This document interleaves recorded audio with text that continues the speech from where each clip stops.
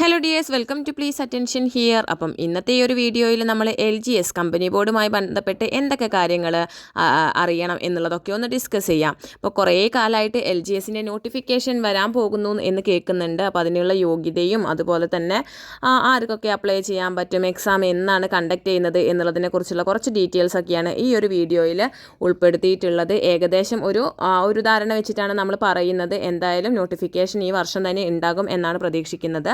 അപ്പോൾ നമുക്ക് നോക്കാം.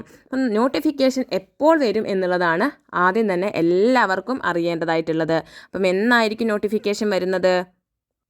2025 അവസാനത്തോട് കൂടിയിട്ട് നമ്മൾ എക്സ്പെക്റ്റ് ചെയ്യുന്നുണ്ട്. നവംബർ അല്ലെങ്കിൽ ഡിസംബർ മാസങ്ങളിലൊക്കെ LGSുമായിട്ട് ബന്ധപ്പെട്ടിട്ടുള്ള നോട്ടിഫിക്കേഷൻ വരും എന്ന് നമുക്ക് പ്രതീക്ഷിക്കാം. ഇനി ഈ ഒരു LGSൻ്റെ എക്സാം എഴുതി കഴിഞ്ഞാൽ നമുക്ക് എന്ത് ജോലിയാണ് കിട്ടുക എന്നുള്ളതൊന്ന് നോക്കാം. സംസ്ഥാനത്തെ വിവിധ കമ്പനികൾ, ബോർഡുകൾ, കോർപ്പറേഷനുകൾ എന്നിവിടങ്ങളിലേക്കുള്ള ലാസ്റ്റ് ഗ്രേഡ് സർവൻറ്റ് തസ്തികയിലേക്കുള്ള പരീക്ഷയാണ് LGS എന്ന് പറയുന്നത്. അപ്പോൾ ഈ ഒരു ഇതിലൊക്കെയാണ് നിങ്ങൾക്ക് ജോലി കിട്ടാനുള്ള സാധ്യത വരുന്നത്.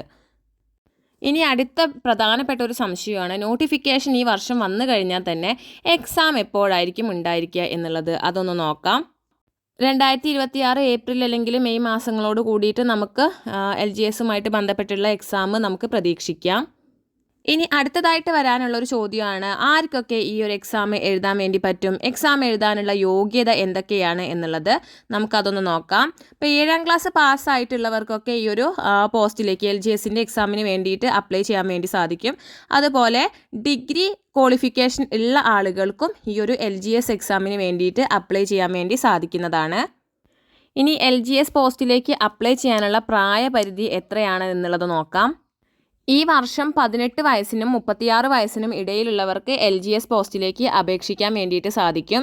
അതിൽ തന്നെ OBC വിഭാഗക്കാർക്ക് 39 വയസ്സ് വരെയും SC ഓർ ST വിഭാഗക്കാർക്ക് 41 വയസ്സ് വരെയും ഈ ഒരു പോസ്റ്റിലേക്ക് അപേക്ഷിക്കാൻ വേണ്ടിയിട്ട് സാധിക്കുന്നതാണ്.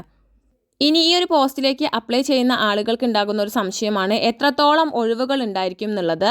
അപ്പം നിലവിലെ റാങ്ക് ലിസ്റ്റിൽ നിന്നും, അതായത് 2027 വരെയാണ് നിലവിലുള്ള റാങ്ക് ലിസ്റ്റിൻ്റെ കാലാവധി എന്ന് പറയുന്നത്. അതിൽ നിന്നും ഏകദേശം 2200 മുകളിൽ പേർക്ക് അഡ്വൈസ് ലഭിച്ചിട്ടുണ്ട്. ഇനി അടുത്തതായിട്ട് എല്ലാവർക്കും ഉണ്ടാകുന്ന ഒരു സംശയമാണ്, എന്തൊക്കെ കാര്യങ്ങളാണ് ഈ ഒരു LGS പരീക്ഷയ്ക്ക് വേണ്ടി നമ്മൾ പഠിക്കേണ്ടത്, ഏത് ഭാഗത്ത് നിന്നൊക്കെയാണ് ചോദ്യങ്ങൾ ചോദിക്കാനുള്ള സാധ്യത.